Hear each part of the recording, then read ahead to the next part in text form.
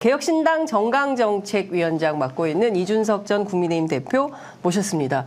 돌풍입니까? 개혁입니까? 정말 궁금한데요. 우선 신년 첫 인터뷰이기 때문에 저희 시청자들께 우선 뜨거운 연대 인사 한 말씀 부탁드립니다. 안녕하십니까. 새해 복 많이 받으시고요. 그리고 아직까지도 저희 개혁신당 당원 가입을 주저하고 있는 분이 있으시다면은 www.개혁신당.kr 가시면은 방금 보니까 43,000명 됐던 것 같은데요. 예. 라이크소님이 개혁신당 곧 43,000 이렇게 썼습니다. 예. 네. 당원 가입 하실 수 있습니다. 예. 뭐 신년 인사를 했더니 홍보회장으로 원래 때와 장소를 가리지 않고 홍보합니다. 예. 그런데 정말 돌풍인 것 같아요. 지금까지 이런 정당은 없었다. 이런 얘기가 나옵니다. 온라인으로 당을 운영할 수 있다라는 상상은 했지만은 가진 것이 없어야 이걸 시도해볼 수 있는 거거든요. 이게 기존에 뭘 조직을 갖고 있는 사람들은 이거 하면 반발이 생겨요. 제가 예전에 온라인 당원 가입만 놔두고 페이퍼 당원을 없애보자라는 얘기를 국민의힘에서 했다가 거의 거부당했죠. 민주당에서도 그랬어요. 과거에 혁신과 통합이라는 시민사회 세력이 같이 연대해서 당을 만들 때 그때 이제 문성근 배우가 이 얘기를 했었거든요. 온라인 입당. 근데 이거 반대했었어요. 왜냐하면 페이퍼로 당원을 모으게 되면은 제가 뭐 뻔히 알고 있는 사정이지만은 뭐 이게 IT에 익숙하지 않아서 그렇게 하시는 분도 있겠지만은 대부분은 조직 가입이거든요. 그러니까 어디 갑자기 향후의 명단이 갑자기 당원 명부로 바뀌고 아니 뭐지 교회 문구가 갑자기 당원 명부로 바뀌고 나중에 전화해서 당원이십니까 그러면은 어디서 내 개인정보 났어? 뭐 이런 경우가 있어요. 그럴 수 있죠. 어쨌든 온라인으로만 지금 당원 모집을 하고 있는데 길거리 당원 모집도 대구에서 하셨더라고요. 그렇죠. 주말에. 어땠어요 분위기는? 굉장히 좋죠. 왜냐하면 대구에 보면요, 그 예전에 그 2017년 대선 있잖아요, 탄핵 대선 때. 그때 문재인 후보가 한 20%, 안철수 후보가 한 15%, 유승민 후보가 15% 정도, 이 정도가 지형이고 심상정은 5%이 정도 받았던 지형이거든요. 그러니까 그런 탄핵 시기에는 대구도 55% 가까이 과반이 이제 비새누리당 투표를 해본 경험이 있는 거거든요. 그래서 대구는 언제나 야성이 살아있지만은 반대로 이제 광주에서의 국민의힘도 마찬가지였지만은 후보군이 어느 정도 역량을 갖춘 사람들이 나오면 충분히 뽑아주고 싶은데 당세가 약해서 후보도 자체가 약하게 나오는 경우가 많아가지고 그렇게 되지 않은 거. 부산은 우리가 보고 있잖아요. 부산은 지금 오늘 아침에 나온 조사 보니까 뭐 또 인지도 높고 또 여권에 총망받는 인재인 장예찬 최고위원을 그 전재수 의원이 거의 더블 스코어로 리드하고 있던데 뭐 그런 것들이 사실 전재수 의원이 엄청 갈고 닦았기 때문에 가능한 거거든요. 그런 면이 있겠죠. 근데 지역마다 선거가 다 선거운동의 패턴과 이게 지역민들의 정서와 좀 맞닿았기 때문에 공중전이 좋은지 아니면 정말 바닥을 정말 박박 기면서 시민들과 만나는 선거운동이 좋은지 그걸 맞춰야 공중전이 원래 좋긴 좋아요. 그래요? 근데 공중전이 이제 이런 거거든요. 하루 종일 돌아다녀도 내가 누굴 만날 확률은 하루에 1,000명 만나기 힘들거든요. 하루에 1,000명 만난다는 거는 3,600초 곱하기 24 하면은 24시간 내내 만나도 한 사람당 1분 이내의 시간을 투자할 수 있는 거거든요. 악수만 그냥 하고. 근데 그만큼 만나기 힘들 뿐더러 길거리 밖에 돌아다니시는 분들은 거의 일정하기 때문에 새로운 1,000명을 만나는 것도 아니에요. 오늘 1,000명 인사하면 내일 가면 800명 겹쳐요. 뭐 이런 거기 때문에 사실 인지도 높이기 쉽지 않은 거죠. 방송 같은 게 방송이 그나마 예를 들어 아무리 방송의 시청률 1%가 나오는 걸 본다 하더라도 20만 명 지역구 중에 1%면 2,000명이거든요. 그럼 장혜찬 최고가 상당히 유리한 건데 거의 방송 많이 하잖아요. 그러니까 압도적인 인지도를 바탕으로 해가지고 압도적인 어떤 이미지를 형성해 놓은 거죠. 변동 가능성이 크지 않습니다. 그렇군요. 어쨌든 그 얘기는 나중에 하도록 하고요. 20일 창당대회 하는 겁니까? 그것보다 땡기려고 노력 중입니다. 그래요? 저희는 뭐 창당이라는 걸 지금까지 보시면은 뭐 발기인 대회 거창하게 하고 뭐 장소 잡아서 시도당 창당대회 하고 이런 거 좀 허례허식이라 생각하기 때문에 최대한 창당 그 자체에 집중하려고 한다. 그런 생각입니다. 혹시 창당대회도 온라인으로 하는 건 아니죠? 그거는 지금 고려하진 않고 있습니다. 근데 이게 있어요. 그러니까 창당 대회 자체는 또 별개지만 창당 절차를 빠르게 가져가려는 거는 저희가 창당이 완료되어야만 할 수 있는 것들이 있습니다. 창준이론 못하는 것들. 예를 들어 현수막 걸기. 아니면은 뭐 정책 홍보 차량이라고 차량 홍보를 한다든지 이런 것들. 근데 또 지난 대선이나 이런 때를 복귀해 보면은 또 이준석이 그런 거 하나는 또 기가 막히게 또 쇼맨십을 보일 수 있는 분야인데 못 하고 있어서 참. 그래서 이런 걸 좀 빨리 하려면 창당을 서둘러야 된다. 그러면 며칠에 하십니까? 진짜 그 영어로 네 글자로 줘서 ASAP라고 하는 것처럼 as soon as possible 이런 것처럼 뭐 되는 대로 빨리. 되는 대로 빨리. 뭐 이르면 이번 주? 그거는 물리적으로 안 될 것 같습니다. 네. 빠르면 다음 주 초중순쯤에. 다음 주 초중순 정도. 빠르면. 네. 어쨌든 뭐 상당히 속도를 내고 있다. 43,000명이에요. 네.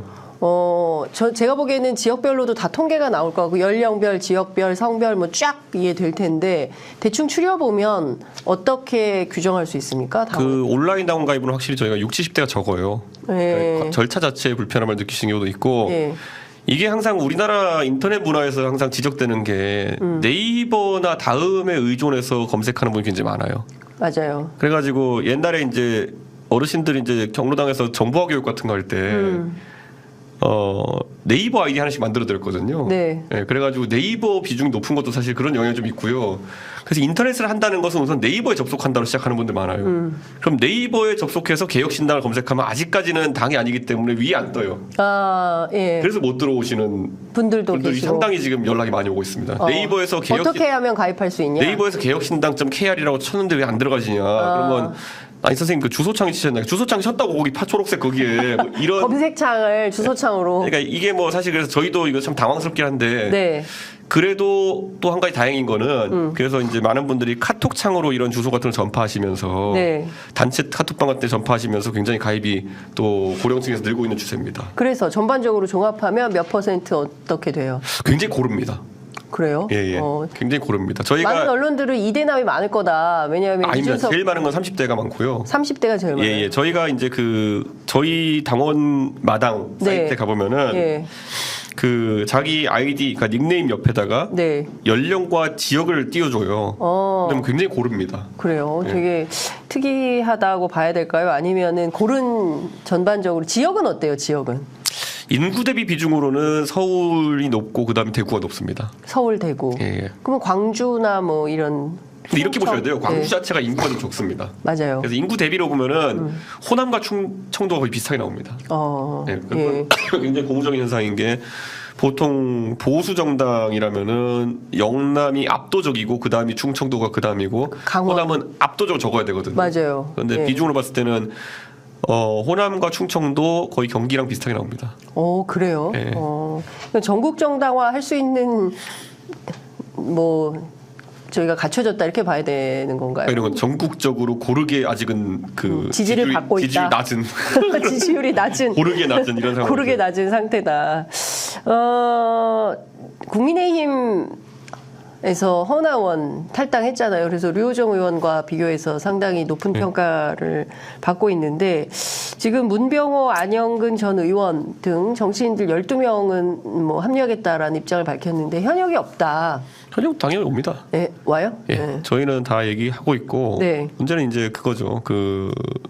지금 오늘자 리얼미터 조사를 보면은 네.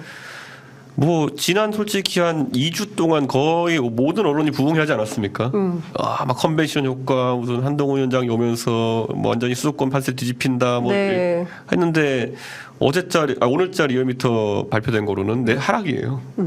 예, 이게 화무 11홍도 아니고 지금 네. 진짜 11홍이구나. 예. 네. 근데 11홍 정도 된 거죠 지금. 그러니까 저는 아무래도 좀 그런 걸 혹시라도 해서 기대하고 있던 사람들이 네. 또 역시나 예. 제가 항상 얘기하잖아요. 횟집 갔으면 회가 맛있어야 되는데 네. 회가 상태가 안 좋은데 회를 갈 생각은 안 하고 자꾸 이제 콘치즈 더 잘하는 법 뭐 이런 거 연구하고 있는 거거든요. 네. 네, 아니면 뭐 옆에 나오는 꽁치구이 더 맛있게 하는 법 네. 이런 걸 지금 계속 사이드 메뉴를 계속 바꾸면서 여당의 선거라는 건 대통령에 대한 국정 지지율이 잘 나오는 것이 제일 중요한 것이고 예. 그 다음이 옆에 보면은 뭐 대통령 보조하는 인력들이 누가 잘하느냐 아니면 당 대표가 뭐냐 계속 고객 불만이 콘치즈인 줄 알고 콘치즈만 갈고 있어요. 네. 콘치즈, 샐러드 뭐 이런 거 다 바꿔보고 있잖아요 지금. 그러면 윤석열 대통령 입장에서 콘치즈가 맛이 없으면 콘치즈도 또 바꿀까요? 회가 맛없다는 걸 인정하지 못하니까 계속 반복되고 있는 거예요. 네. 인요한 위원장도 와가지고 문제는 회야 그랬는데 계속 아니야 문제는 콘치즈야 이러고 네. 콘치즈 갈고 나중에 가가지고 뭐 꽁치 다 바꾸고 이제 하다가 이제 네. 여기까지 온 거거든요. 그러니까 지금 보면 보수 언론들도 엄청 노력을 하고 있어요. 그러니까 보수 언론 중에 일부는 바보야 회가 문제야 이렇게 얘기하는데 그렇죠. 칼럼으로는 그렇게 얘기하는데 네. 뭐 사진은 보면 대체로 보면 국민의힘 제공이더라고요. 국민의힘 제공의 사진들을 보면 뭐 엄청나요. 아니, 인파 그리고 속에 셀카 찍는 한동훈 위원장. 계속 광고를 그러니까 지금 회를 광고를 못 하잖아요. 지금 보수 언론에서 계속 했던 게 뭐냐면 2주 동안에 우리 집은 회가 맛있어요. 절대 광고 못 하잖아요. 네. 네, 그러니까 우리 집은 콘치즈가 맛있어야만 계속 광고하는 거 횟집인데 그러니까요. 조연이 아무리 노력을 해도 네. 주연 배우가 형편없으면 우리 집은 꽁치가 맛있는 횟집입니다. 뭐 이런 거예요. 그러니까 네. 지금 그러니까 지금 상황을 보면 본질을 바꾸지 않은 상태에서 계속되고 있기 때문에 지지율은 지금보다 더 빠질 수도 있을까요? 아예 회를 메뉴에서 지우던지요. 회를 어떻게 지워요? 지금 네. 윤석열 정부인데. 회와 차별화. 우리는 생선구이집으로 재탄생하겠습니다. 이렇게 해가지고 네. 꽁치로 승부하겠습니다로 가든지 지금은 돈은 횟집 수준으로 비싸게 받으면서 네. 회는 이상한 거 내오면서 자꾸 이제 딴 것만 강조하는 상황이니까 갈아야죠. 그러면. 아, 횟집에서 회를 메뉴를 바꿔야 된다라는 말씀까지 주셨습니다. 안 되면 끓이든지 뭐 방법을 찾아야 됩니다. 매운탕으로 바꿔야 돼요. 그러니까요. 메뉴 관리가 필요하다 이런 예. 말씀 주셨어요. 그 지난번 저희 편의점 인터뷰에서 영남 전체 60명 가운데 40명 갈 거다. 네. 한동훈 위원장이 그야말로 그 조선제일검으로서 상당히 세게 칼질을 할 거다 이런 말씀을 좀 하셨는데요. 지금 계속 그 연장선에서 진행이 뭔가 되고 있다고 봐야 됩니까? 김영선 이번에- 의원 갑자기 네. 뭐 선거법 위반으로 조사받고. 이번에 공관위원장으로 이제 네. 내정신 분이 판사 출신이고 또 고대 로스쿨 교수님이라 맞습니다. 그러는데 네. 공교롭게 천하람 위원장 은사님이더라고요. 네. 네. 예. 그래서 제가 어떤 분이었더니 굉장히 좋은 분이다. 아, 그런데 말 그대로 그냥 좋은 분이다. 그게 무슨 말이에요? 네. 그냥 좋기만 한 분이에요? 예. 그래서 뭐 저한테 몇가지 일화도 얘기해주고 그랬는데 네. 그걸 들으면서 느낀 바가 이게 공천에 있어가지고 주도권을 많이 발휘하시진 않을 것 같다. 그런 생각이 들었습니다. 예. 뭐 그 한 가지만 얘기해 주신다면 어떤 그건 나중에 천하람 위원장 불러서 들어보시죠. 직접 네. 불러볼까요? 알겠습니다. 근데 갑자기 궁금해지네요. 어떤 그러면 주도권을 가지고 하지 않는다면 누가 좀 부탁하는 방식대로 그냥 그러니까 이런 거죠. 그러니까 그 정치를 처음 해본 대통령, 정치를 처음 해온 공관위원장, 0.5선의 사무총장, 그 다음에 이제 정치 경험이 없으신 법학 교수. 네. 이분들이 모여서 이 공천은 종합예술인데 뭘 할 수 있을까에 대해서 이제 궁금해지는 거죠. 네. 네. 그러니까요. 지금 전체적으로 보면 법조 전문 정당이 되고 있는 것 같아요. 국민의힘은. 물론 이제 대통령이 검사 출신이고 비대위원장 검사 출신이고 앞서 말씀하신 대로 정영환 교수 판사 출신이고 사무총장도 초선이지만 판사 출신이고 법조 전문 정당이 돼가는 건데 그러면 기존에 갖고 있던 보수의 정체성하고 지금 있는 법조 전문 정당의 정체성하고 어떤 측면에서 합치한다고 봐야 될까요? 완전히 뭔가 다른 정당이 되고 있다고 봐야 됩니까? 그러니까 이렇게 봐야죠. 그 노무현 대통령에게 대선을 진 이후에 그때 보수가 결심한 거는 우리도 아스팔트 정치를 해야겠다. 네. 왜냐하면 김대중 대통령 진 건 뭐 그럴 수 있다. 왜냐면 DJP 때문에 졌다 이렇게 그냥 자기 위로를 했지만은 네. 노무현 대통령 진 건 실력으로 진 거거든요. 네, 그 완전 트렌드에 바람에 밀려가지고 그냥 이회창이라는 최고 스펙 카드가 밀린 거기 때문에 네. 그때부터 우리도 그러면 아스팔트에서 한번 이렇게 현장에서 뛰고 해봐야겠다. 안 해봤으니까 못 하잖아요. 네. 그래서 그때 결합한 게 소위 그때 서정갑 대령이라는 사람들 중심으로 안보 세력, 네. 그 다음에 교회 세력이거든요. 교회. 예. 네, 왜냐하면 자금과 동원력이 보수 정당에는 없었어요. 그 전까지는 우리 뭐 차떼기 사건도 기억하지만 맞아요. 기업이나 아니면은 좀 부정한 돈을 바탕으로 해가지고 조직을 이렇게 하는 선거가 주 모델이었다면은 이제는 뭔가 시민 단체를 조직하고 그다음에 집단 행동을 조직해야 되는 능력이 없으니까 안보를 테마로 네. 그다음에 종교를 테마로 이제 모이는 게 되는데 2000년대 초에는 안보 쪽이 심했고 네. 이제는 탄핵을 겪으면서 동원력이 있는 곳이 남은 게 종교밖에 없었던 거예요. 정강훈 목사? 그렇죠. 그러니까 정강훈 목사를 중심으로 한 그 기독교 세력과의 이제 결탁이 돼서 네. 자금과 동원력을 해결한 거죠. 그 안에 마침 거기에 적합한 지도자 기독교 근본주의자 가까운 황교안 대표가 서면서 네. 그걸 하게 된 거죠. 근데 문제는 이걸 가지고 2017년부터 아무리 문재인 대통령을 끌어내리려고 해봐도 잘 안 된 거죠. 네. 그런데 그래서 낙심하고 있었는데 어느 순간에 갑자기 희한한 검사팀이 나타나가지고 네. 옛날에는 우리 대통령을 탄핵했던 것 같은데 갑자기 또 문재인하고 싸우고 있네. 그러다 보니까 여기에 힘을 실어봐야겠다 했는데 이게 완전 비대칭적인 도구로 종작하는 거예요. 네. 왜냐면 언론이 보수 언론도 물고 뭐 얘기할 게 없는데 조국 사태 얼마나 이게 말하기 좋은 주제입니까? 해가지고 또 거기다 젊은 세대의 공정성 이런 테마 던지면서 해가지고 네. 그러니까 여기서 이제 보면은 검사 출신이나 법조인 출신들은 봐라 니네가 기독교니 뭐 태극기니 막 아스팔트 해가지고 하지 못한 걸 우리는 하지 않았냐. 그러니까 우리가 이 판의 주인공이야.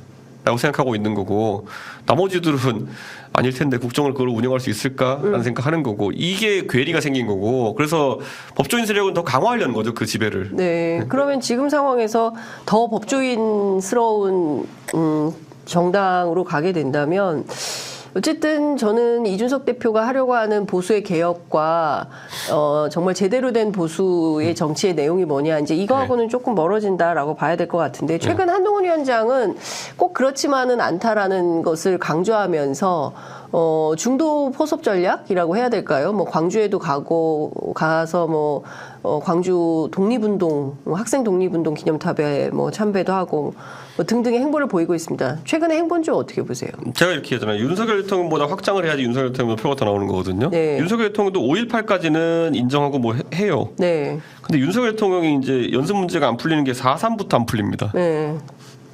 4.3 가시라 그러면 이제 또 그 국무총리 대독으로 이제 이런 거 보내시는데 네. 내용 읽어보면 4.3 추념사인데 막 제주도에 미래 일자리 먹거리 얘기 나오고 맞아요. 이래가지고 예, 난리 예. 나고 했는데 예, 예. 4.3하고 여순 같은 건 못 넘어섭니다. 그러니까 저는 그거 한동훈 위원장이 한 행보가 그렇게까지 뭐 당연한 행보면서도 별 다른 확장의 의미는 없는 게 네. 그거 윤석열 대통령도 하시는 거예요. 그거는. 예. 그 소속 의원 전원 끌고 5.18 참배라고 했잖아요. 네. 그러니까 그러면 그것보다 더 표를 줘야 될 이유가 뭐냐를 설명해야죠. 네. 핵심은 사실은 뭐 예. 이런 거 다 떠나가지고 뭐 오늘도 뭐 대전도 가고 전국을 돈다고 하는데 중요한 건 여의도에 지금 걸려있는 현안인 것 같아요. 쌍특검. 네. 이 문제를 어떻게 해결해야 될 거냐라는 건데 어쨌든 국민의힘은 9일날 네. 내일이네요. 벌써 내일인데 내일 본회의 열어가지고 그냥 사실상 그냥 폐기 수순으로 가자 이런 주장을 하는 거고 민주당은 전혀 그럴 생각이 없고. 전혀 그럴 생각이 없겠죠. 예. 예.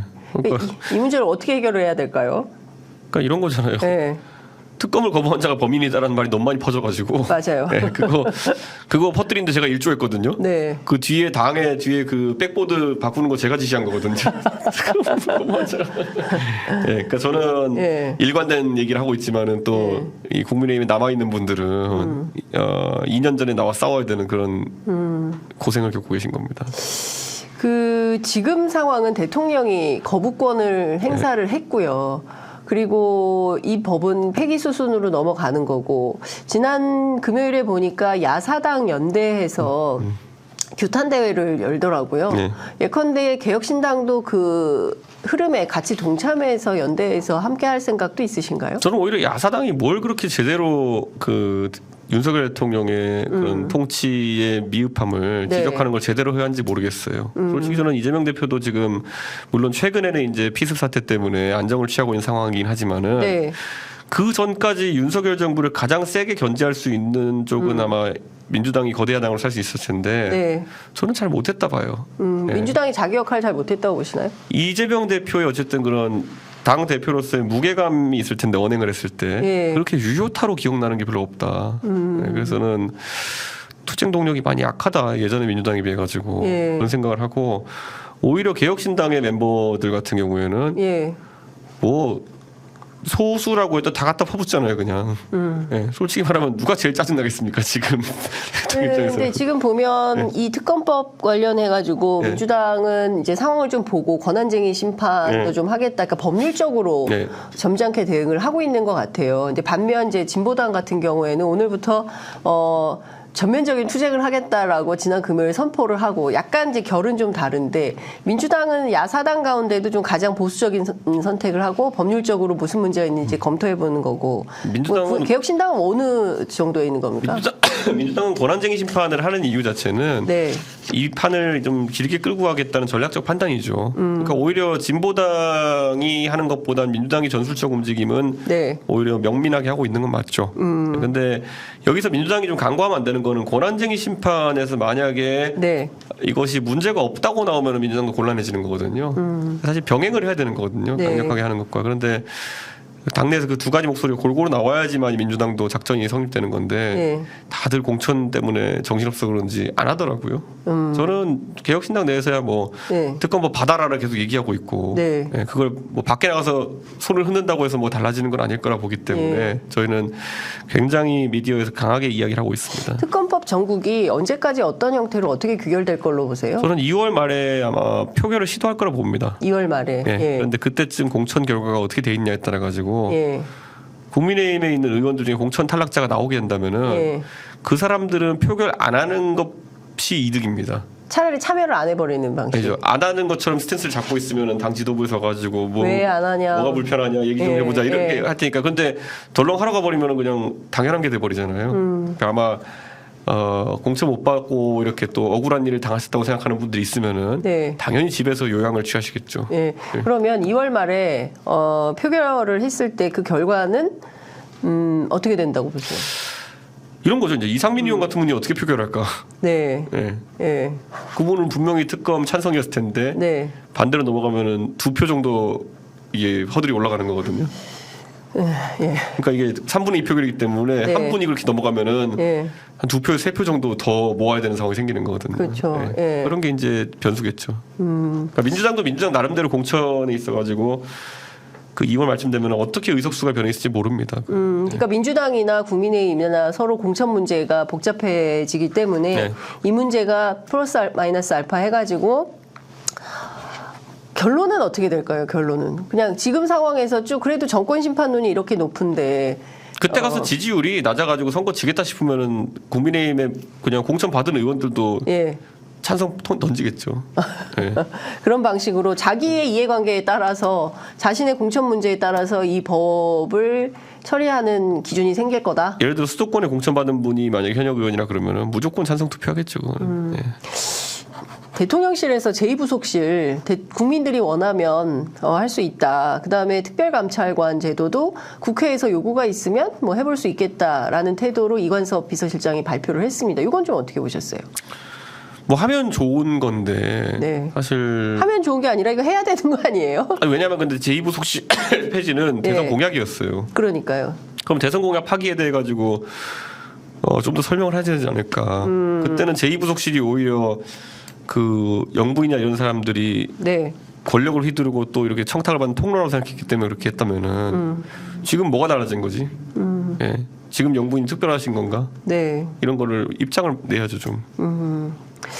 그러니까 특별감찰관은 사실은 박근혜 정부까지는 있었고 문재인 정부도 없었고 지금 윤석열 정부도 없는 상태인데. 저는 당연히 임명하는 것을 넘어서 가지고 네.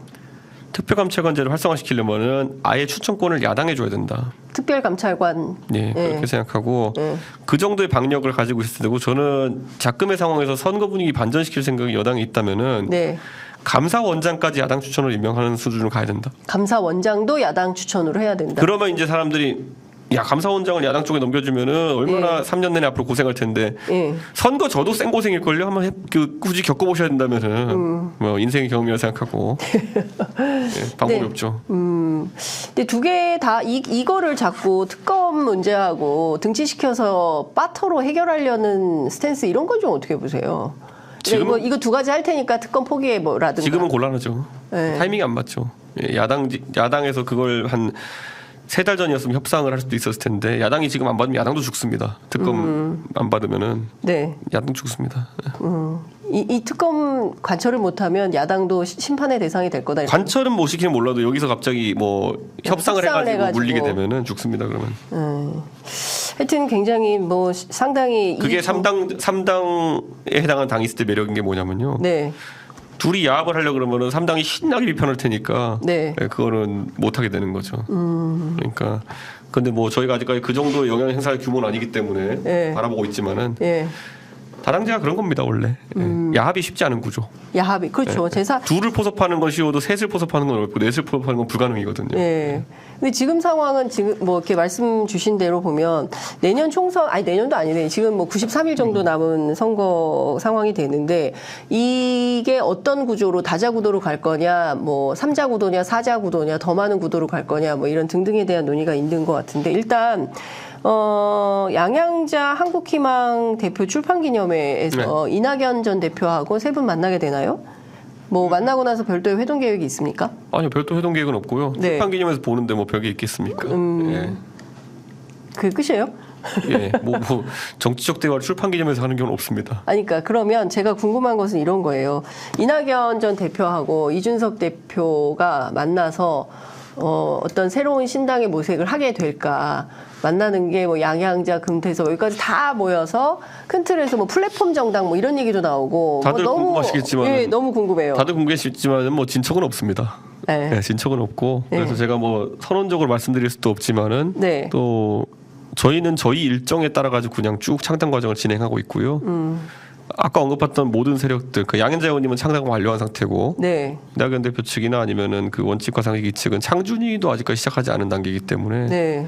조금은 시간 격차가 있는 거로 보인다. 예. 그래서 뭐 그분들의 움직임을 저도 예의주시하지만은 뭘 아직까지 같이 해볼 수 있는 단계는 아니지 않느냐.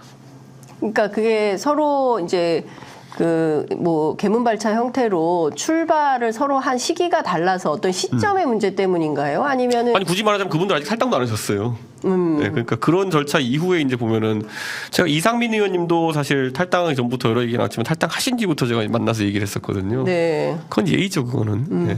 근데 저 이것도 갑자기 궁금한데 좀 격가지로 나가면 이상민 의원 오늘 아침 9시에 뭐 국민의힘 입당식 한다고 하는데 이준석 대표하고도 만났었고 그리고 이제 국민의힘 쪽에서도 만났었는데 이상민 의원하고는 같이 못하게 된, 안 하게 된 이유는 뭐예요? 글쎄요, 이상민 의원한테 저도 뭐 계속 이제 가끔 만나가지고 이제 대화도 나누고. 네. 이상민 의원이 지향하시는 지점이 조금은 다른 것 같다. 무슨 얘기예요? 그러니까 결국에는 이상민 의원은 이제 오선 의원이시고. 네. 그 다음에 원하시는 역할이 있을 거고. 네. 국회의장. 근데 개혁신당이라고 하는 곳은 지금부터 긴 호흡을 가지고 예. 한번 우리가 새로운 정치 문화를 한번 만들어 보자 이런 건데 네.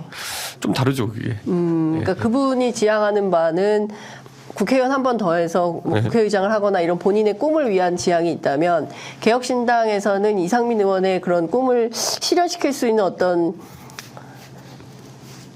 저희가 뭐 해드릴 수 있는 건 없죠. 해드릴 수 있는 게 없다. 불가능하다. 개혁에 동참하시겠다면 모르겠지만 저희 해드릴 수 있는 그게 없죠. 아니라면 뭐 해드릴 게 없기 때문에 같이 할 수 없다. 그 제3지대 빅텐트 얘기는 계속 나오잖아요. 그러니까 그에 대해서는 어떤 구상을 가지고 계신 거예요? 그러니까 이른바 뭐 플랫폼 정당 앞서도 말씀 좀 드렸지만 가능성과 현실성 뭐 이런 걸 놓고 봤을 때 뭐 여러 가지 생각을 가지고 여러분들이 움직이고 있는 건 저는 긍정적으로 보고요. 네.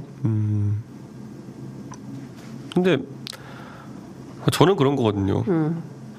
되는 게 무엇이고 안 되는 게 무엇이냐를 명확하고 저는 항상 되는 게 뭔지를 설명하시는 분들한테는 귀를 기울이는데요. 네. 안 되는 거 자꾸 들이미시는 분들도 있어요. 예컨대 어떤 겁니까? 일정상 안 되는 건데 이런 것들. 네. 저는 그렇게 좀 현실적으로 접근하시는 분들이 많았으면 좋겠다. 근데 저는 이런 생각도 좀 드는데 이낙연 전 대표는 민주당에서 오랫동안 활동을 했던 분이고 원칙과 상식도 사실은 민주당에서 잔뼈가 굵고 뭐 조홍찬 의원 좀 다른 케이스지만 윤영찬 의원도 조금 다른 케이스지만 어쨌든 이원우, 김종민 두 의원은 민주당 거의 뭐 뼛속까지 민주당 사람들인 거고 그러니까 이분들은 이제 민주당원들인 거죠. 네. 그리고 양양자, 금태섭 의원이 있고 그다음에 이준석 신당은 사실상 어찌 보자면 보수 정당인 것이고 이게 되게 다른 거예요 스펙트럼이. 근데 이분 사실 정당이라는 거는 가치 지향이나 뭘 하고자 하는 방향이나 비전이 같아야 되는데 이거 다 맞출 수 있냐에 대한 고민이 좀 생기는데 그런 부분에서 어떤 선거 연합 그러니까 이런 건 다 상대적인 게요. 네.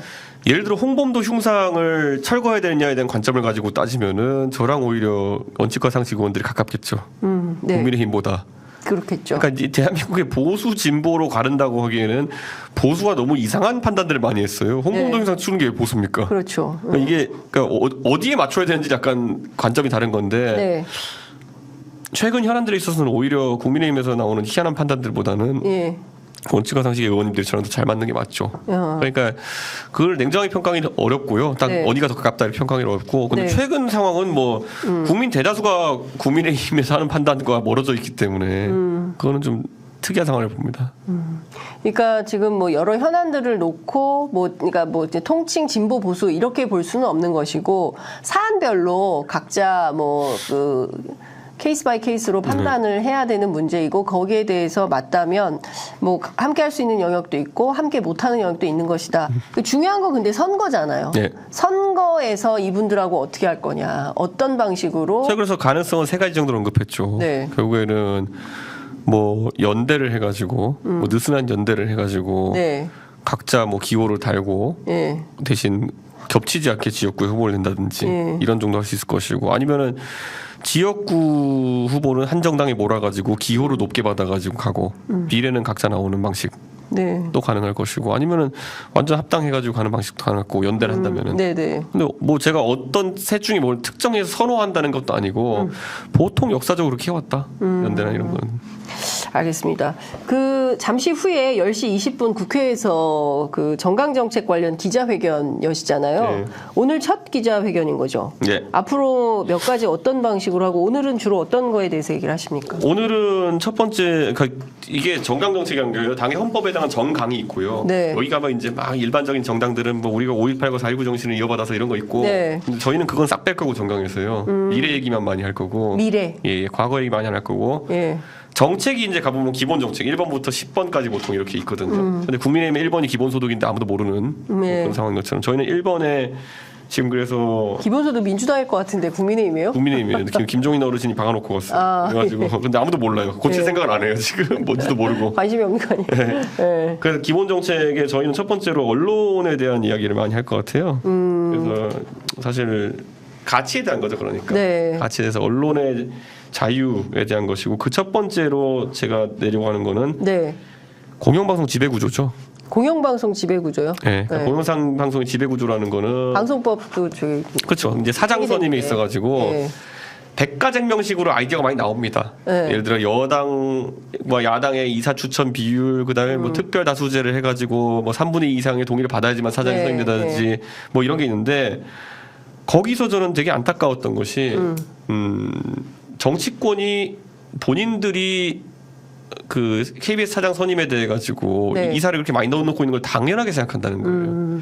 그렇다고 해서 대안으로 나온 걸 보면은 뭐 16개 언론 관련 단체들을 추천받아 가지고 네. 시민 단체들이 가가지고 KBS 사장 선임에 참여하는 구조도 이제 나오는데 저는 그것도 솔직히 좀 맞지 않다는 생각을 합니다. 왜냐하면 사실 시민 단체라고 하는 곳들이 뭐 공정하게 활동하는 분도 있지만은 당연히 성향이 있을 수밖에 없는 것이고 저는 그걸 선정하는 것은 또 여당 야당 추천만큼의 논란이 있을 거기 때문에 네. 저는 그래서 약간 틀을 바꿔가지고 공영방송 저는 뭐 공영방송을 정의하는 방식은 여러 가지가 있지만 저는 KBS와 MBC와 네. EBS 정도로 공영방송을 봅니다. 네. 그곳들에 대해서는 사장 선임 시에 네. 각 공사나 회사 내에 네. 전 구성원들의 투표를 통해 가지고 임명 동의제를 하다고 제가 제안합니다. 오늘. 전 구성원들이 다 직선제로. 직선제는 후보를 1번, 2번 기호 인원을 네. 놓고 하는 거고 네. 이거는 사장 선임을 누군가가 하면은 네. 거기에 대해서 전 사원이 여기 대해서 우린 동의한다 반대한다. 이게 사실 SBS가 옛날에 임명동의제. SBS가 사당에 대해 임명 동의제를 했거든요. SBS가 지배구조상 이제 모기업과의 좀 분쟁이 있고 있을 때 노조가 단체 협약으로서 이걸 한 적이 있어요. 근데 저희는 법제화해서 공영방송에다 이걸 해보자는 얘기거든요. 그러면 임명권, 선임권은 누가 가지고 있어요? 사장 임명권. 저는 그 선임권은 사실 네. 지금 특별다수제도 그렇고 지금 결국에는 여당이 많은 추천권을 가져가는 형태로 돼 있거든요. 네. 근데 그거는 어쩔 수 없이 여당이 행사하도록 해야 된다는 생각을 하고 있고요. 다만 비토권을 확실하게 방송 노동자들이 가져가야 된다. 네. 이런 생각을 갖고 있는 거죠. 예. 왜냐하면 어차피 다수 이사가 아니면 다수 추천권자가 여당인 상황 속에서는 네. 임명권 자체는 선임권 자체는 어쨌든 여당이 행사할 수밖에 없다는 그런 생각입니다. 여당이. 네, 다만 여기에 대한 명시적인 비토권은 가지고 있어야 되고 네. 이번에 또 아주 뭐 제가 특정인을 지목하는 것 같지만은 네. 방송 경력이 없는 사람이 사장에 선임되는 거는 막아야 된다. 그래서 10년 이상의 방송 경력을 가진 사람에게 네. 사장이 될 수 있는 그런 자격을 부여하는 것도 법안. 방송 경력 10년 이상. 그렇죠. 방송 경력 10년. 예. 언론인 경력이 아니라 예. 방송 경력 10년 이상 있어야 된다. 왜냐하면 지금까지는 항상 그 보도나 시사 쪽 보도 쪽 기자나 아니면 시사 쪽 PD나 이런 사람들이 사장을 하는 구조가 많았었는데 네. 저는 뭐 그 외에 다른 구성원들도 사실 방송 내에 존재하고 이분들 의사도 존중돼야 되는데 네. 그러기 위해서는 임명 동의제가 필요하다 이런 생각했고 실제로 KBS는 이미 그 보도국장에 대해 가지고 하고 있어요. 단체 협약을 통해 가지고 보도 기자들이 이제 뽑는 네. 그런 임명 동의제를 하고 있죠. 예. 근데 저는 회사 전체에 대해서는 좀 더 확장된 형태의 임명 동의제가 시행돼야 된다. 이런 생각하고 사실 KBS는 이미 박민 사장이 선임됐지만은 네. 곧 다가오는 것이 MBC 문제가 또 이제 네. 1년 내로 다가올 겁니다. 네. 공영방송의 범주에 MBC를 좀 포함시키기 때문에 거기서도 임명 동의제가 필요하다. 저는 이런 생각입니다. 왜냐하면 방문진을 통해서 어차피 지배하는 구조는 똑같기 때문에. 네.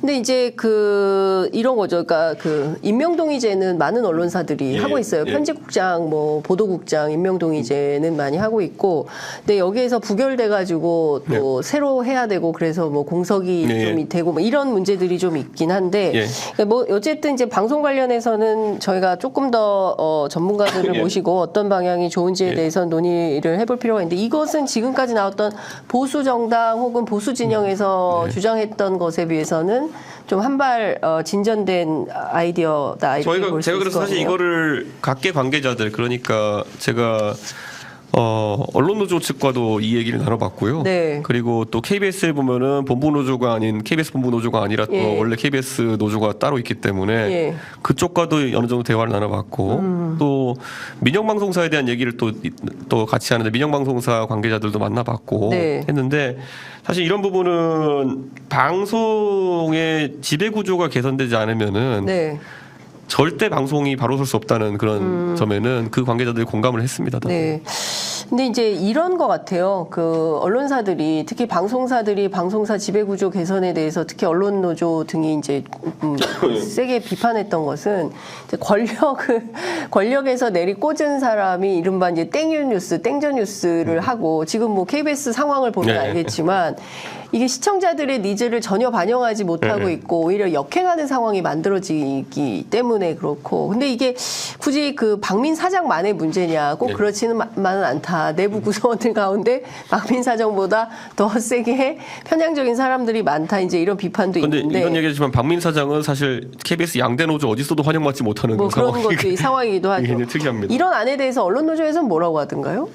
저는 어쨌든 저희가 보수정당 아까 말씀하신 보수정당의 뿌리를 두고 이제 창당을 네. 하지만은 지금까지는 사실 노조와의 대화 자체를 안 하려고 했었거든요.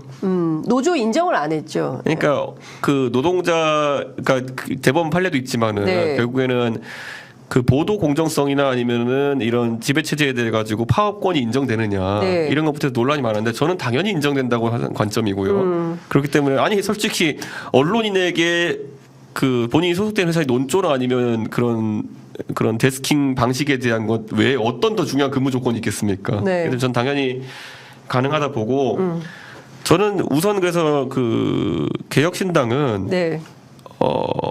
어떤 형태의 정책을 다루더라도 노동자들의 의견을 반영하는 비용을 늘리겠다. 노동자. 네. 네. 그러니까 사용자나 아니면 고용주의 입장을 반영하는 것만 했던 게 보수 정당의 입장이었다면은 네. 아까 말했듯이 KBS의 양대 노조와도 얘기하고 네. 상급 단체인 언론노조하고도 이야기하고 하는 네. 것을 게을리하지 않겠다. 그 안에서 보면은 분명히 이 안에 보면은 언론노조가 동의하지 못하거나 언론노조 생각과 다른 얘기도 있을 거예요. 네. 근데 저는 그것 관계없이 저는 대화를 하면서 사실 이것 내용을 한 두세 번 수정한 겁니다. 아 그래요. 그 다음에 보면 수신료 관련한 내용도 제가 오늘 얘기할 텐데 예, 수신료 문제가 지금 핵심 쟁점이죠. 저는 수신료는 장기적으로 폐지하는 게 옳다 봅니다. 폐지가 옳다. 근데 그게 수신료 폐지한다는 것이 예. 왜냐하면 지금 사실 되게 안 좋은 선례들이 쌓인 게 네. 수신료를 무기 삼아 가지고 각각 집권당이 지배체제를 장악하려고 계속 활용해 왔습니다. 그러니까 지금 얼마나 웃긴 상황이냐면요. 네. 윤석열 정부 초기에는 여당이 오히려 수신료 분리징수에 찬성하다가 네. 지금 이제 김희철 사장 물러나고 박민 사장 들어오고 나니까 또 이걸 세금으로 지원할까 생각하니까 돈이 아까운 거예요. 네. 그러니까 지금은 또 수신료 분리징수에 반대하는 방향으로 여당이 조금씩 흘러가고 있거든요. 네. 이건 이율배반적이죠. 그러니까 오히려 수신료라는 중요한 아이템을 지배체제 장악하는 데 썼다는 걸 자인하는 거거든요. 네. 저는 그래서 아마 이거를 한국방송공사와 한국교육방송공사 EBS죠. 네. 예, 예. KBS와 EBS의 이 수신료를 차라리 조세 지원 형태로 바꿔야 된다는 생각하고 있습니다. 조세 지원이요? 네. 지금 조세 지원은 세금이 들어가는 건데. 지금 그런데 이미 이게 2,500원씩 네. 이거는 굉장히 간접세 형태로 지금 이제 인두세가 지부가 되고 있는 겁니다. 준조세 형식이 있다. 준조세 형식이고 예. 사람마다 집이 아무리 잘 살든지 못 살든지 간에 어쨌든 수신료는 2,500원씩 걷어가는 거 아닙니까? 네. 그리고 제일 황당한 게 뭐냐면 이게 항상 논란되는 게 네. 헬스장에 러닝머신이 50개 있으면 50개어치 돼야 돼요. 그러니까 이런 게 지금 방식이 좀 안 맞는 것들이 좀 있습니다. 네. 근데 이것을 그리고 지금 보면은 원래 수수료가 한전이 한 6.3%가 떼가게 돼 있거든요. 네. 근데 지금 분리징수하게 되면은 예를 들어 한 지금 6천억 정도 이제 원래 걷고 있는데 네. 수신료를 이거의 수수료가 몇백억이 되는 상황이 발생합니다. 그렇기 때문에 지금 비효율적인 징수가 이루어지고 있는 건 사실입니다. 그리고 형평의 논란이 생길 수밖에 없어요. 네. 근데 조세 지원을 어떤 형태로 하시겠다는 거예요? 저는 예산을 잡아야죠. 이거는 예산을 네. 어떻게 어느 정도로 어떻게 잡죠? 한국방송공사에서 필요한 어떤 액수나 이런 것에 대해 가지고 예. 지원 액수를 철저히 이제 이 안에 한국방송공사가 하는 일들 중에 보면은 네. 여러 가지 있습니다. 콘텐츠를 매입하는 금액도 있고 네. 여러 가지 사업들이 있습니다. 그걸 예산을 책정해서 잡아야죠. 그거는. 근데 대표님 그 수신료를 걷는 거나 예산 편성을 해서 지원을 하거나 네. 약간 조삼모사 같은 느낌도 드는데요. 조삼모사일 수 있겠지만은 네. 저는 오히려 수신료 방식으로 아까 말했듯이 네, 이걸 네. 끊었다 풀어줬다 하면서 네. 제약하는 것보다는 적정 금액을 예산을 편성하는 것이 훨씬 방송 독립성에는 도움이 된다 예. 이런 판단하고 있습니다. 그리고 국제적으로 서유럽의 국가들 중에서 일부 수신료를 징수하는 곳들이 있는데요. 네. 사실 조세 지원을 하는 곳들도 있습니다. 예. 그렇죠. 근데 저는 BBC 같은 경우에는 우리보다 훨씬 더 많은 수신료를 내잖아요. 그러니까 중요한 건 공영방송의 이제 가치 있는 활동인 것 같아요. 근데 과연 KBS가 지금 그런 역할을 충실히 하고 있냐에 대해서는 진짜 논쟁과 논란을 여기서 저희가 봐야 되는 게요. 네. 조세 지원을 하면 좋아지는 게 뭐냐면 조세 지원은 회계 보고를 의무화할 수 있습니다. 지금은 네. 국회의원들이 네. 그 과방위에서 회계 자료를 요청해도 안 내놓죠. 이런저런 이유로 제출하지 않고 예. KBS 기자들이 의원실을 방문합니다. 아, 의원님 꼭 이러셔야겠습니까? 네, 뭐 예. 그런 것도 있죠. 그거는 보복 보도의 가능성 같은 걸 암시하는 거기 때문에 방통위 출입 기자 가운데 기사 안 쓰는 기자들이 있어요. 네. 방송국은. 그러니까요. 네. 저는 그래서 조세 지원에 대해 가지고는 네. 굉장히 우리가 방식을 세밀하게 따져봐야겠지만은 네.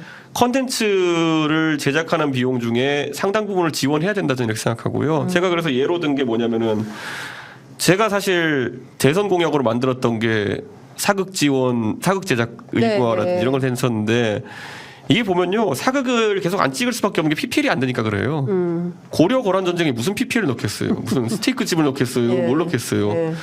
그래서 역사물 중에서 TVN 같은 상업방송국에서 하는 거 보면은 미스터 션샤인 이런 거 보면은 파리바게뜨가 후원한답시고 그 프랑스 제빵소 이런 거 불란서 제빵소 이런 거 이런 거 나오거든요. 나오죠. 예. 근데 그거를 뭐 그 가면 빙수 같은 거 하고 있는데 네. 그거를 갑자기 고려 거란 전장에서 걔네들이 빙수 먹는 걸 낼 수도 있는 것도 아니잖아요. 예, 예. 그래서 저는 그런 거는 고민해봐야 된다 생각합니다. 예, 그렇죠. 이런 지원이 필요하죠. 그리고 다큐멘터리 같은 경우가 뭐 사실은 이제 품질 좋은 다큐멘터리 같은 걸 사실은 공영방송에서 많이 제작을 해야 되는데 이게 비용이 많이 들어서 저는 그게 이제 제가 여기 오늘 기자회견문에 인용도 했는데 네. 2017년도에 이제 EBS의 다큐 프라임이라고 있잖아요. 네네. 그거 제작하시는 PD들이 이제 독립 PD들이죠. 남아공에 이제 출장 가셨는데 네. 원래대로라면 인력이 한 대여섯 명 가가지고 이렇게 막 어떤 분은 카메라 잡고 어떤 분은 운전하고 해야 되는 건데 EBS에서 충분한 예산을 주지도 않고 오히려 백으로 돈을 받아가고 이러다 하다 보니까 네. 이분들이 운전도 자발적으로 해야 되고 현지 뭐 가이드나 이런 거 없이 가다가 정면 충돌해서 돌아가셨어요 차가. 아이고야. 근데 이런 안타까운 사건들이 예. 사실 저희가 수신료나 아니면은 이런 그 공영방송의 지원을 아껴가지고 네. 정말 그 독립 PD들 같은 분들이 희생되는 거라 그러면은 저는 되게 잘못됐다 생각하거든요. 네. 저도 EBS에서 하는 프로그램 독립 PD들과 같이 어디 해외 촬영도 가보고 한 적이 있거든요. 네. 진짜 위험해요. 예. 제작비를 제대로 지원하지 않으니까. 그렇죠. 이게 진짜 심각하죠. 방송국마다 네. 비정규직이 그런 얘기가 있어요. 네. 방송은 작가들이 다 만든다. 그러니까 아니 비정규직 노동자들이 다 한다. 아니 제가 봐도 정말 어려운 게 제대로 제가 된 제작비 지원이 안 돼요. 진중권 교수랑 제가 베트남에 네. 가서 뭐 이렇게 한 살포를 찍었거든요. 네. 그 원래 우리 카메라 뒤로 가면서 찍는 게 되게 위험하잖아요. 그렇죠. 근데 그거 하면 뒤에서 누가 잡아주고 이렇게 해야 되는데 맞아요. 저희 같이 간 독립 PD님 두 분은 네. 산을 뒤로 올라갔어요.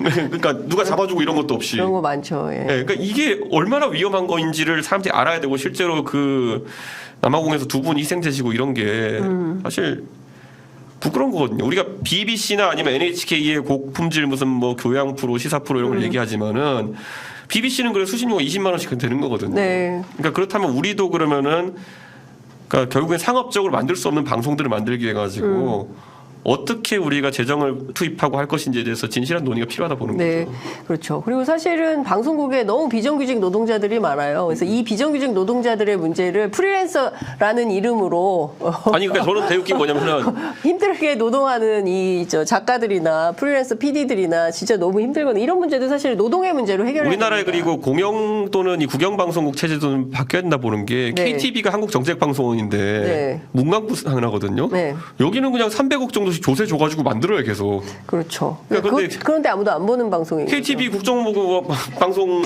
300억을 따로 투자하면서 글쎄요 저는 교육방송사나 아니면은 한국방송사에다가 투입하는 비용을 조세 지원하지 못한다 이건 말이 안 되는 생각입니다. 그렇죠. 저는. 사실 연합뉴스 TV도 공적 지원이 있죠. 그렇죠. 저는 네. 그래서 이렇게 생각해요. 저는 꼭 그 뭐라 해야 될까요? 그 KBS가 이제 네.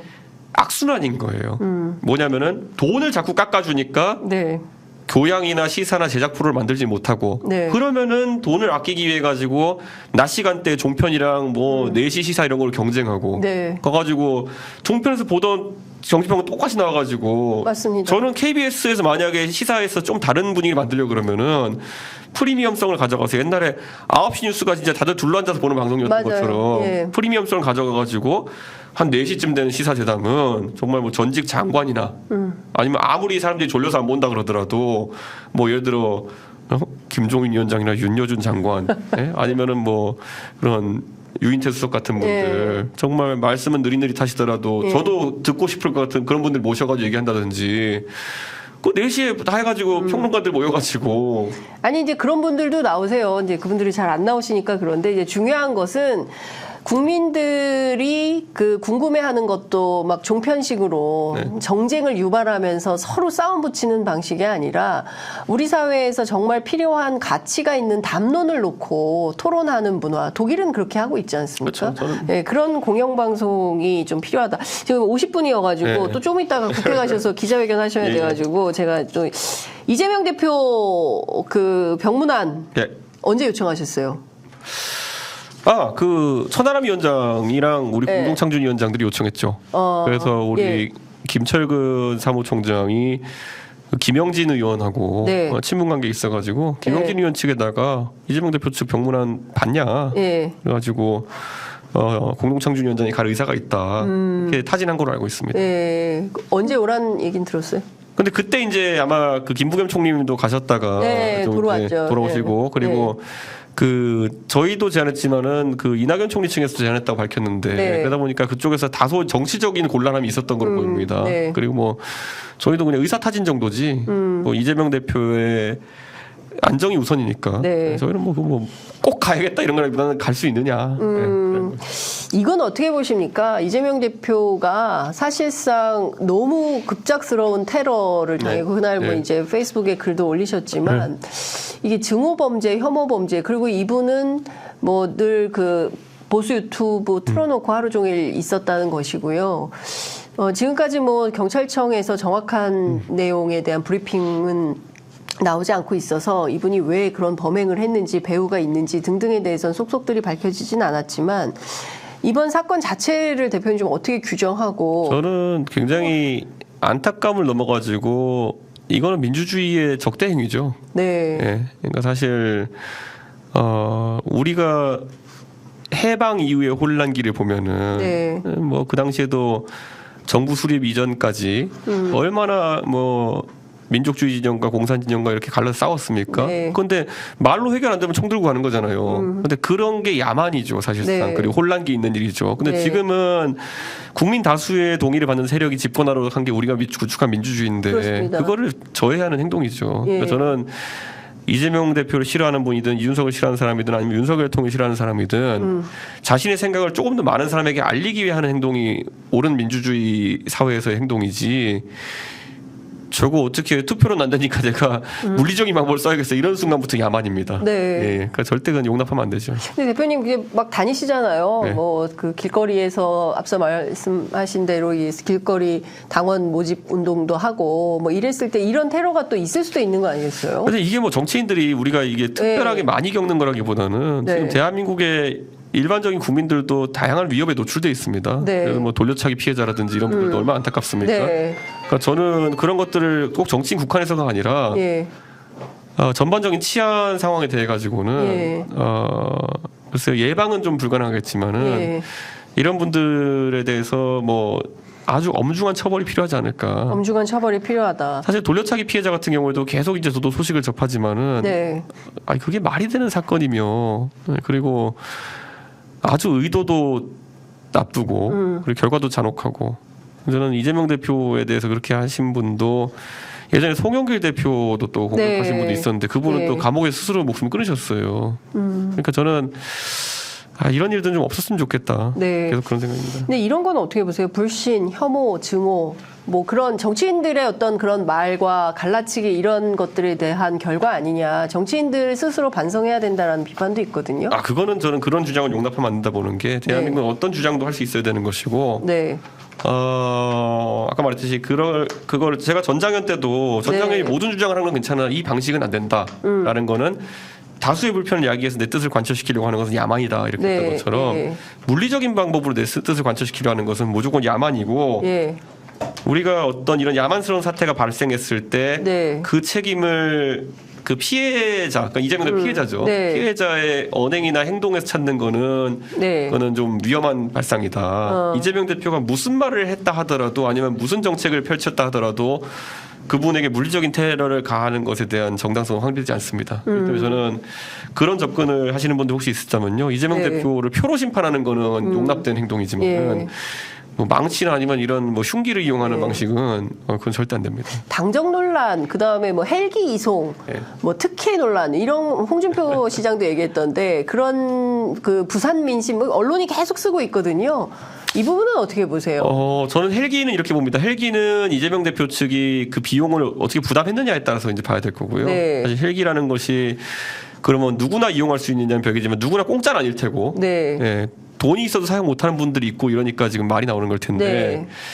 이재명 대표의 국가 내에서의 어떤 위상이라고 하는 것은 우리가 하도 이재명 대표를 언론에서 비하적으로 표현한 사람도 많고 해서 그렇지, 저도 여당 대표 해봤지만은 야당 대표는 굉장히 중요한 자리입니다. 국가 서열 8위입니다. 서열이, 의전 서열이 중요한 것이 아니라 야당 대표의 안녕이라고 하는 것은 생각보다 정국 안정에 중요한 요소입니다. 그렇죠. 우리가 예전에 보면요, 네. 이미 오래된 역사라서 그렇지만은 이승만 대통령 시절에 보면은 뭐 야당 대선 후보가 갑자기 기차에서 급사하시고 이런 경우도 있었고, 네. 뭐 야당 지도자 중에 보면 사실상 김구 선생님이 야당 지도자였죠. 맞습니다. 예. 이런 분들이 돌아가시는 경우도 있었고, 그게 얼마나 역사에서 큰 지점이었습니까? 저는 그래서 이재명 대표가 최상의 의료 서비스를 받겠다는 생각을 한 것은 물론 그 전에 본인이 지방 의료에 대해서 해둔 말이랑 배치되는 게 있는 것 같아가지고 비판받을 소진이 있다 보고, 근데 그거는 그 선택 자체를 저는 뭐 나쁘게 보진 않을 것인 게,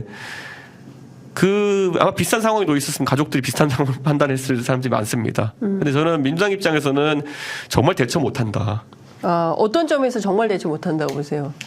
저는 이거를 있는 그대로 이제 고지고대로 얘기하고, 네. 그리고 지방 의료에 대해서는 뭐 정확히 표현하면 되고, 근데 여기서 보면은 이송을 누가 요청했냐를 가지고 뭐 정성래 의원님 이름이 언급됐다가 네. 그게 아니다, 뭐 다른 사람이 했다, 네. 이렇게 해서 반박하고 이런 게 별로 중요하지 않은데 자기들이 떠넘기는 모습 보면서 오히려 국민들이 실망했을 거다, 네. 그런 생각하고, 저는 부산대학교 의료원 입장에서는 굉장히 좀 불쾌할 수 있다는 생각을 합니다. 왜냐하면 부산대 의료원은요 굉장히 좋은 의료원입니다. 부산대병원은. 네. 양산 부산대병원이나 이런 데는 굉장히 좋은 의료시설을 가지고 있고, 저는 굉장히 그게 뭐 관계자 발로라도 더 나은 의료 서비스를 받기 위해서 어디를 이송했다 이런 표현 같은 거 쓰는 게 부산 민심에 악영향을 주는 게 당연하다. 네. 그래서 선생님입니다. 그 서울대하고 부산대하고 서로 진실 갈등이 있는 것 같아요. 서울대에서는 부산대가 요청해서 그랬다라고 하고 부산대는 또 아니라고 하기도 하고. 저는 사실 굉장히 좀 그거는 네. 처음에는 지역적인 문제로 생각했지만은 네. 민주당이 대처를 좀 매끄럽게 하지 못했다. 네. 저는 이런 생각이고 이재명 대표 같은 경우에는 사실 사람이 그런 트라우마를 겪으면은 네. 판단이 뭐 그 상황에서는 좀 다를 수도 있습니다. 예를 들어서 어쨌든 굉장히 놀랄 일이고 본인이 만약에 그런 상황이었다면 어땠을 것 같아요? 이준석 전 대표. 뭐 상상하면 안 되겠지만. 저 같으면 그냥 부산에 있었을 것 같은데요. 네, 그냥 저는 뭐 제 그냥 냉정한 생각으로 헬기 타는 게 더 위험한 거 아니야? 뭐 이런 생각했을 것 같아요. 아니 근데 뭐 정말 중요한 수술이 있고 뭐 위험한 수술이었다고 서울대. 근데 이제 부산대 의료진들 말로는 본인들이 이 수술을 할 수 없다라 얘기한 게 아니잖아요. 그럼 저는 이송이 오히려 더 두려운 과정일 텐데 왜 그랬을까? 저는 약간 이재명 대표랑 판단이 달랐을 것 같습니다. 근데 그렇다고 해서 제 판단이 옳다 그러다가 아니라 네. 저라면 그랬을 것 같다. 근데 이재명 대표가 한 판단도 이해는 된다. 네, 예. 알겠습니다.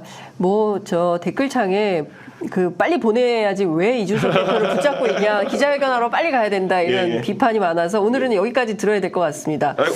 네, 오늘 말씀 잘 들었습니다. 다음 주에 감사합니다. 뵙겠습니다. 예. 고맙습니다.